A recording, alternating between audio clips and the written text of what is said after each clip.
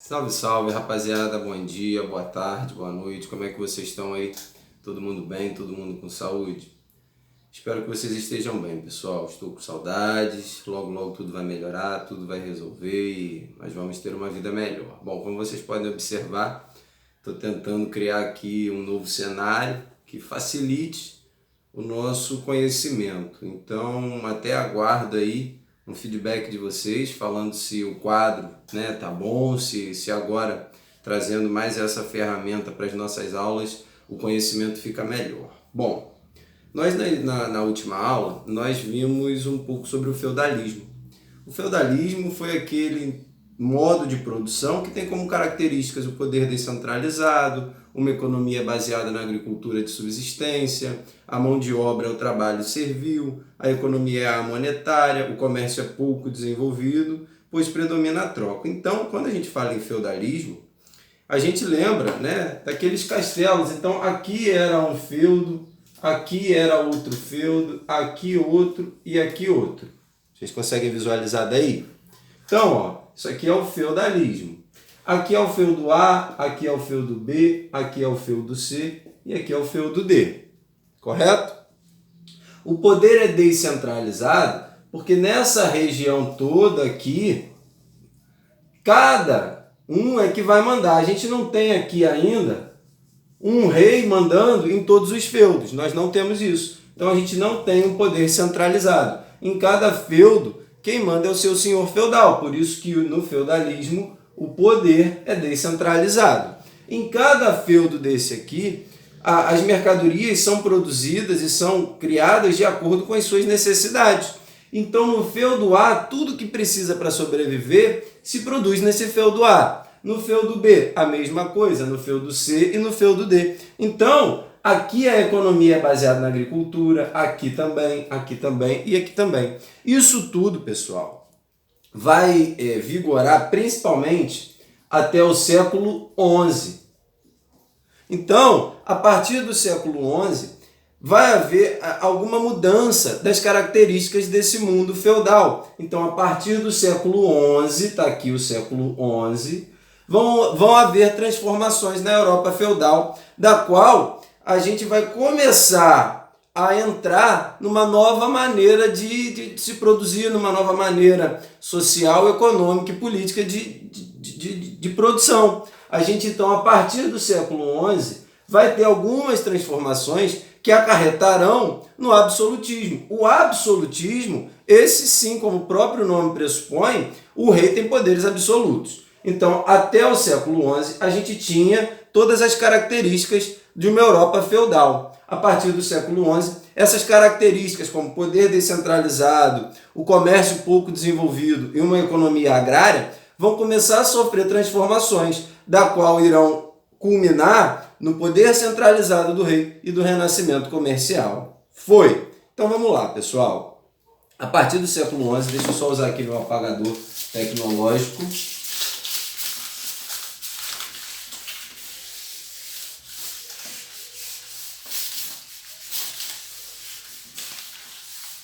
Então, pessoal, a partir do século XI,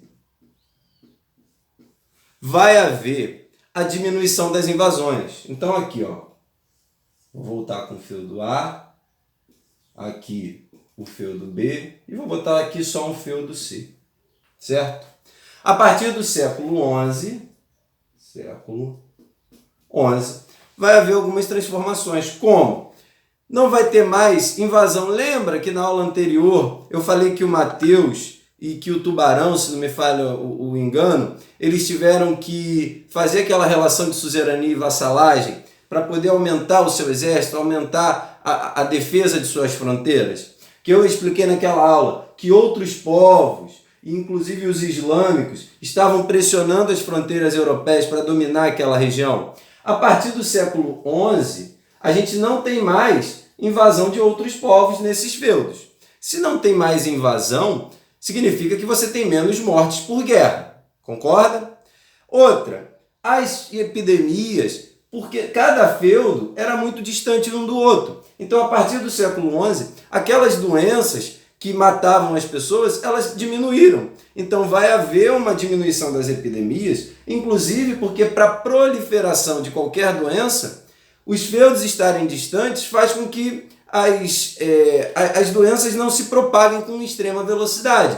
Se a gente hoje, vou até usar o exemplo do coronavírus, se o mundo não fosse globalizado, se a China estivesse isolada da gente, nós não teríamos contato com o coronavírus. Então os feudos eles eram distantes. Então essa distância entre os feudos faz com que as doenças diminuam, porque não há uma propagação muito grande. E outra, e muito importante, é que a partir do século XI nós vamos ter a implementação do avanço tecnológico.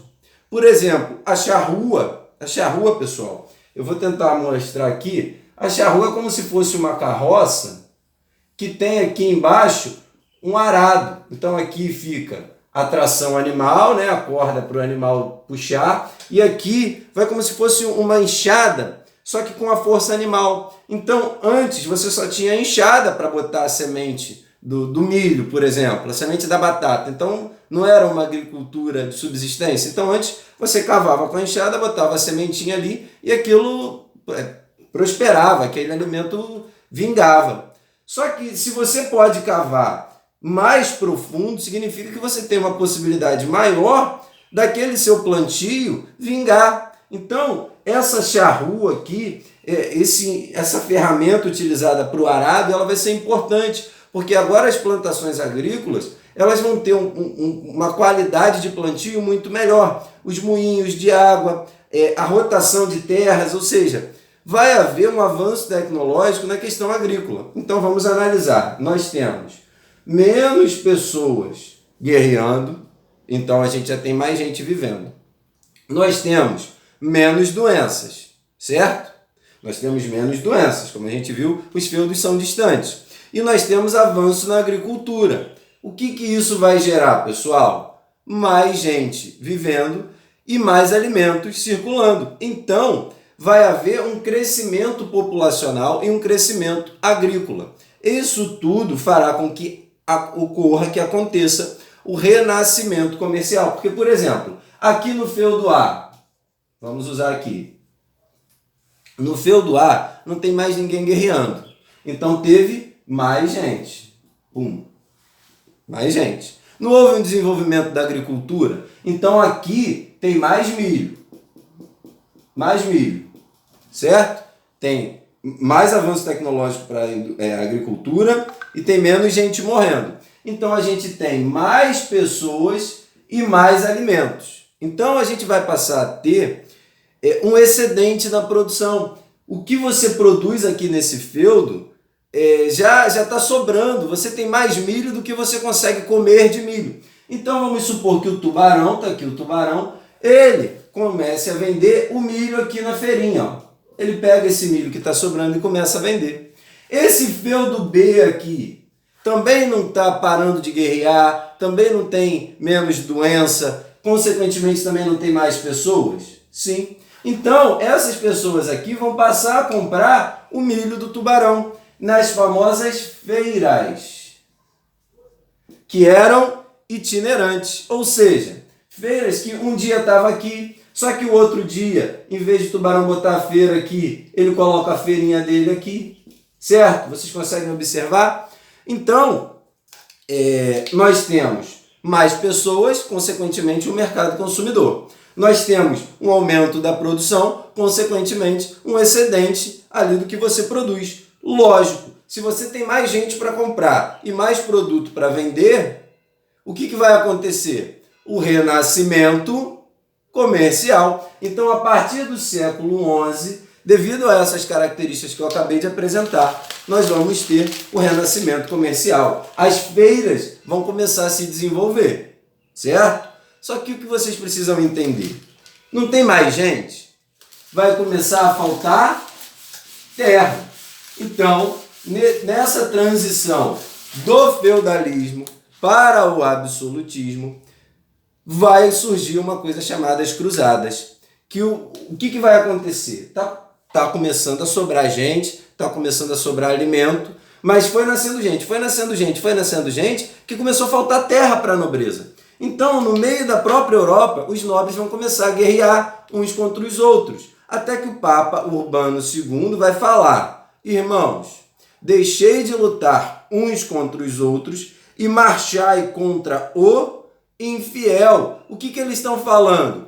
Vamos parar de lutar aqui entre os europeus, entre nós católicos, e vamos recuperar a nossa terra santa, o Santo Sepulcro, que é mais precisamente Jerusalém. Então, a partir do momento que o Papa Urbano II fala: deixei de lutar um contra os outros, ou seja, católicos, parem de guerrear na Europa e vamos recuperar Jerusalém da mão dos islâmicos. Vamos nos unir e libertar o Santo Sepulcro. Então, as cruzadas elas terão 3 objetivos. O objetivo religioso, que é a libertação do Santo Sepulcro. Galera, aonde é o Santo Sepulcro? Onde, teoricamente, Jesus morreu, Jerusalém. Agora, qual é o objetivo político das cruzadas? É a expansão territorial. Não começou a faltar terras? Sim, então nós temos que ter a expansão territorial. E agora, qual é o objetivo econômico? É a reabertura do Mediterrâneo. Porque se vocês lembrarem, só um minuto, pessoal, que eu estou tentando ajeitar aqui o carregador, tá? Acho que agora foi. Bom, então serão 3 os motivos para as cruzadas. O motivo religioso é a libertação do Santo Sepulcro, teoricamente onde Jesus morreu. O objetivo político das cruzadas é a expansão territorial. E o motivo econômico é a reabertura do Mediterrâneo. Porque o mar Mediterrâneo, por onde era feito o comércio ali para os europeus, ele estava dominado pelos islâmicos. Então, vamos libertar o Santo Sepulcro, vamos expandir nossos territórios e vamos, nós europeus católicos, dominar o mar Mediterrâneo. Bom, são várias as cruzadas, tá, pessoal? As 3 mais importantes são a primeira cruzada, que vai libertar Jerusalém. Então, os católicos saíram da Europa e foram lá no território árabe, que é esse que vocês estão vendo aqui, esse é o território árabe, e foram libertar Jerusalém. Então, os católicos entraram aqui em Jerusalém, nesse pontinho, mas em volta era só território árabe. Então, depois que eles tomaram aqui, que os católicos conseguiram recuperar Jerusalém, eles vão se ver cercados por povos árabes. E o que esses povos árabes vão fazer? Vão meter a pancada nesses católicos. E não, então, os católicos vão chegar em Jerusalém, tomar Jerusalém, mas não vão conseguir dominar o Santo Sepulcro ali. Jerusalém, não vão conseguir tirar Jerusalém das mãos dos islâmicos. Bom, a outra cruzada importante é a terceira cruzada, que é a cruzada dos 3 reis. Que 3 reis católicos, 3 reis importantes católicos, vão conseguir, através de um acordo, ter o livre acesso aos locais santos. Então agora não vai ser domínio dos católicos, mas a partir da terceira cruzada, os católicos podem peregrinar a locais sagrados para a sua religião. E a última e importante cruzada é a 4ª cruzada, dos mercadores de Veneza. Porque esses mercadores de Veneza, eles vão tomar Constantinopla. Constantinopla era o que tinha o domínio sobre o mar Mediterrâneo. A partir do momento que os mercadores de Veneza conseguem tomar Constantinopla, eles fazem a reabertura do mar Mediterrâneo. Só que o que vocês precisam entender? Aqui é a Europa, aqui é Jerusalém. Nesse meio do caminho, os cruzadistas eles iam saqueando, eles iam roubando tudo que fosse ouro, tudo que fosse riqueza nesse percurso. Então, qual vai ser o resultado dessa cruzada? Vocês lembram que a partir do século XI já houve o renascimento comercial com as feiras? Que o tubarão ali estava pegando o seu excedente da produção e vendendo para os mercados consumidores que haviam surgido, ou seja, mais pessoas vivendo, mais pessoas consumindo. A partir das cruzadas vai ter uma circulação de mercadorias muito grande, porque os saques que eram feitos durante esse percurso vão fazer circular na Europa um número muito grande de ouro, mercadoria, prata. Então, depois das cruzadas, a gente tem a reabertura do mar Mediterrâneo, que favorece o comércio, e a maior circulação de mercadorias importantes para o comércio europeu. Então, as cruzadas mais aquele desenvolvimento tecnológico do século XI vão fazer com que ocorra o renascimento comercial. E a partir do momento que nós temos, então, o renascimento comercial, entre os feudos, lembra que eu expliquei que aqui é o feudo A, aqui o feudo B e aqui o feudo C?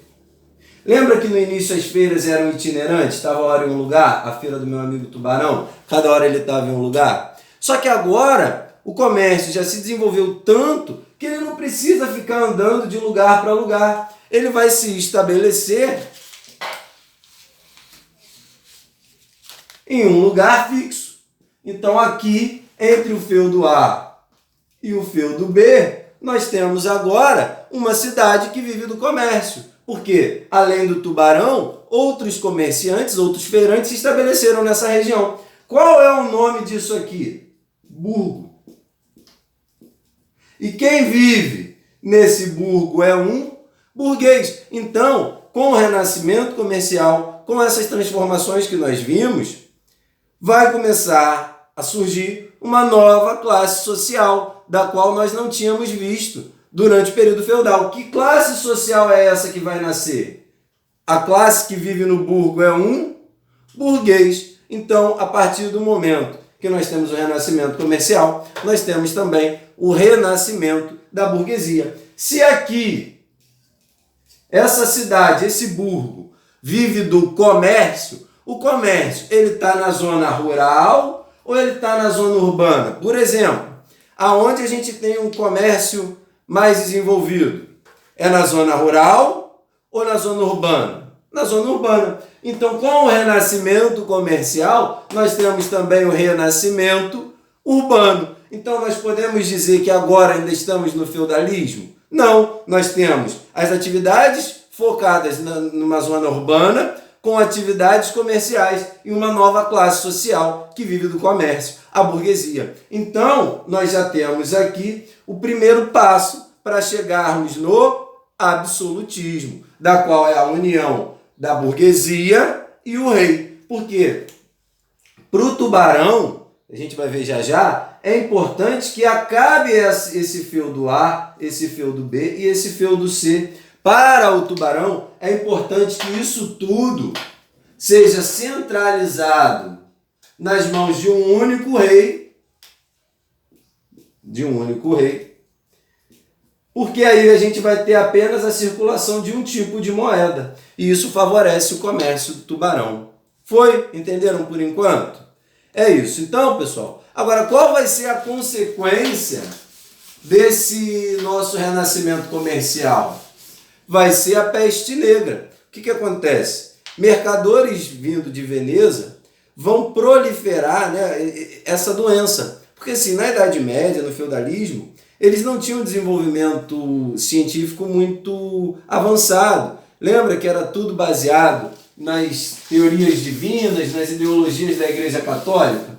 Então, as pessoas não sabiam o que era a peste negra. O vírus, né, ele está na pulga do carrapato. Então, numa dessas viagens do renascimento comercial, um navio veio infectado com um rato, e nesse rato tinha uma pulga, que essa pulga tinha a doença da peste negra, só que não sabia disso. Então, quando esse rato chegou no porto, essa doença acabou atingindo o ser humano. E eles não sabiam o que era o vírus, eles não sabiam, como nós sabemos hoje, que o vírus pode sair por uma gotícula da saliva. Então, antigamente, eles não tinham os cuidados higiênicos necessários, eles não usavam máscara nem álcool gel. Então, a proliferação da doença foi enorme e matou 1/3 da Europa, tá? Por isso o nome peste negra, uma doença que matou 1/3 da população europeia. Bom, então nós vimos como houve o renascimento comercial, graças às cruzadas, graças aos desenvolvimentos tecnológicos da agricultura.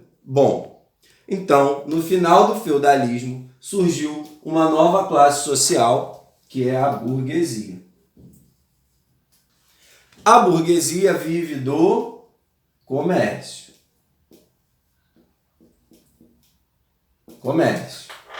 Certo?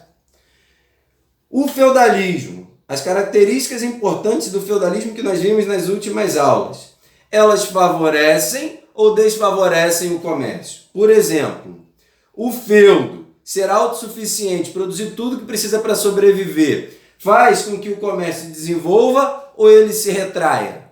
Se retraia. Então, para a burguesia, aquele sistema feudal é bom ou ruim?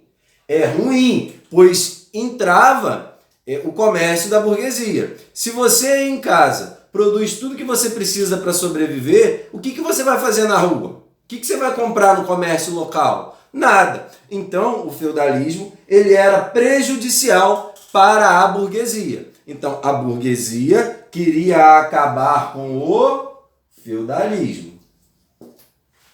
E os reis? Os reis, por exemplo, aqui.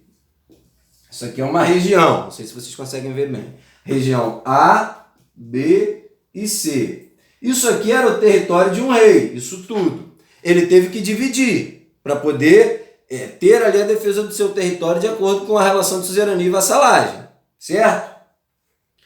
Esse rei, ao final do feudalismo, ele quer mandar em todas as regiões. Ele quer, a partir do século XI, do século XII, ele não quer mais ter que dividir suas terras como ele fez anteriormente. Ele quer mandar em todas. Ele quer unificar o seu poder. O rei ele quer centralizar. Só que o feudalismo tem como característica o poder descentralizado ou centralizado? Descentralizado. Então, o feudalismo, com esse poder descentralizado, é bom ou ruim para o rei?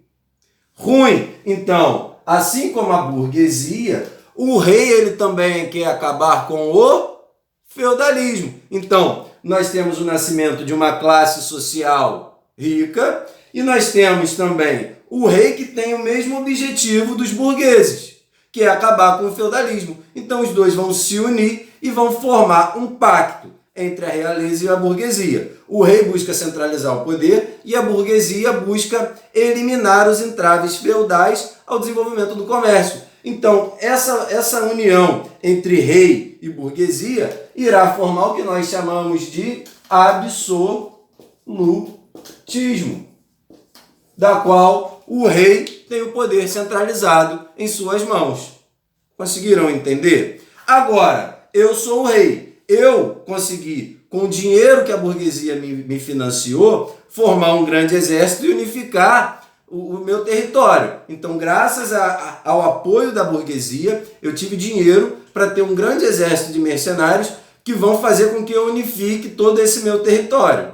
Só que até agora, só quem se deu bem fui eu, porque eu recebi dinheiro e unifiquei os territórios. Só que eu preciso fazer o pagamento, entre aspas, dessa ajuda dos burgueses. Então eu vou criar um novo modelo econômico, uma coisa que nós vamos chamar de mercantilismo. O mercantilismo, então, é um modelo econômico adotado durante o absolutismo. Então, eu recebi dinheiro dos burgueses, unifiquei São Pedro da Aldeia, agora eu sou o rei de São Pedro da Aldeia, certo? No meu reino, eu vou adotar como modelo de produção econômico o mercantilismo.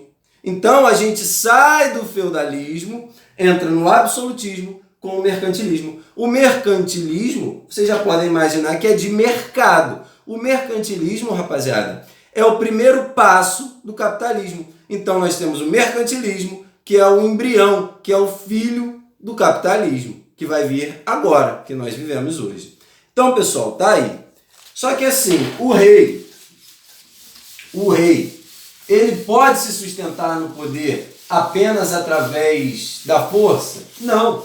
Esse rei, para se sustentar no poder, ele vai precisar de algumas teorias que legitimem o seu poder. É nesse contexto que surgem Hobbes e Maquiavel, com teorias que vão sustentar o poder do rei. Tanto Hobbes quanto Maquiavel vão escrever obras que vão falar que a sociedade precisa do rei. Ambos vão dizer que a sociedade sem um rei, a sociedade sem alguém comandando, ela é autofágica. Por exemplo, Hobbes fala do Leviatã, que o homem é o lobo do próprio homem. O Leviatã, pessoal, é um monstro que come tudo que vê pela frente. E de tudo, de tanto que ele vai comendo, de tudo que ele vai devorando, ele acaba comendo tudo, não sobra nada e ele acaba se destruindo, porque ele comeu tudo que viu pela frente. Então, ele faz a referência, a alusão do Leviatã à sociedade. Ele fala que a sociedade é egoísta, que ela iria acabar se destruindo automaticamente. Então, a única maneira da sociedade não se destruir é de ter alguém comandando. Alguém, quem? O rei. Então, para a sociedade não se destruir, ela precisa de alguém comandando. Então, Hobbes fala que o homem é o lobo do próprio homem, na sua obra, no seu livro, o Leviatã. E Maquiavel cria o príncipe. O príncipe fala que os fins justificam os meios. A nossa sociedade ela é egoísta. Na verdade, ninguém está preocupado com o próximo. Todo mundo está preocupado só consigo mesmo. E se todos só se preocupam com si, ninguém acaba pensando em melhorar a vida do próximo. Então, para que haja alguém, vou até levantar aqui do vídeo, que olhe por todos, é preciso que tenha um rei, porque o rei ele está acima da sociedade. E esse rei, ele, por ser superior, ele consegue observar os anseios de todos, porque o rei ele é o único que não está preocupado com os seus próprios problemas. O rei, ele é superior, o príncipe, ele está acima da sociedade e ele está olhando lá de cima os problemas de todos. Então, se ele vai decretar a pena de morte, os fins justificam os meios. Aquela pena de morte para aquele cidadão é porque, de repente, aquele cidadão é um estuprador. Então, os fins justificam os meios. A sociedade ela é egoísta e precisa de alguém superior para controlá-la. Alguém, quem? O rei, que não está preocupado com suas próprias vontades, mas está preocupado com a vontade de toda a sua sociedade ali. Então, os fins justificam os meios. O Príncipe, obra de Maquiavel. Bom, até agora, todos eles usaram justificativas racionais, né, para justificar o poder dos reis. Então, esses dois, Hobbes e Maquiavel, são filósofos renascentistas. Lembra que o Renascimento é contra a fé, é tudo baseado na razão. Já alguns teólogos, como Jean Bodin e Jacques Bossuet, esses são teólogos. Esses vão buscar justificar o poder dos reis através da iluminação divina. Então, Maquiavel e Hobbes são filósofos renascentistas que usam a razão para justificar o poder dos reis. Jean Bodin e Jacques Bossuet, eles são teólogos que vão usar a lei divina para justificar o poder dos reis. E qual será a teoria criada por Jean Bodin e Jacques Bossuet? A teoria do direito divino dos reis, que, segundo eles, Deus deu um toque e iluminou o rei. Ou seja, o rei ele é o representante de Deus na terra. Se o rei é o representante de Deus na terra, quem pode ir contra o rei? Ninguém, só Deus. Então, falou em teoria do direito divino dos reis, falou em poderes absolutos para as mãos dos reis, porque ele manda como se fosse Deus. Foi.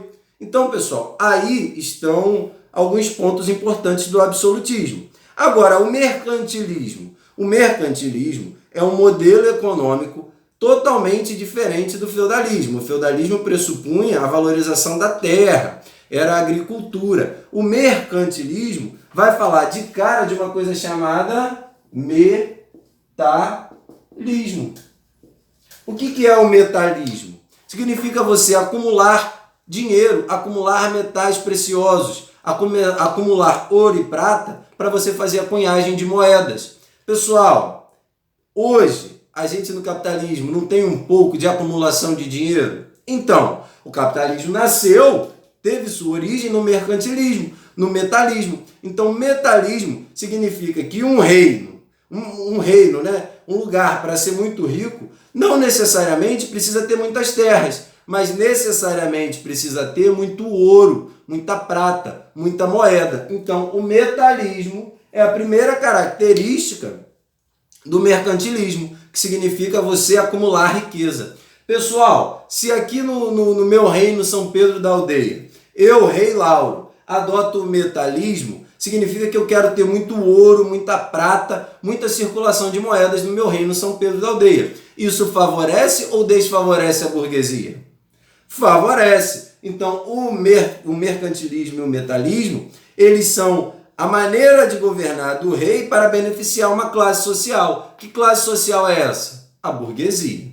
Só isso, então, professor? O mercantilismo é simplesmente o metalismo? Não. Temos também o protecionismo alfandegário. O que significa? Eu vou usar aqui, por exemplo, deixa eu ver se eu acho aqui, esse lápis e essa caneta, tá? Vamos supor essas duas canetas aqui, melhor. Bom, eu não quero valorizar, eu não quero que os burgueses do Reino de São Pedro prosperem. Então, para que não haja uma concorrência desleal, eu vou colocar impostos nos produtos que vêm de outro reino. Então, por exemplo, aqui o meu amigo do Reino de São Pedro, o meu burguês daqui de São Pedro, Luan. Está aqui Luan. Luan vende essa caneta aqui, ó. Essa caneta aqui por R$5 aqui em São Pedro.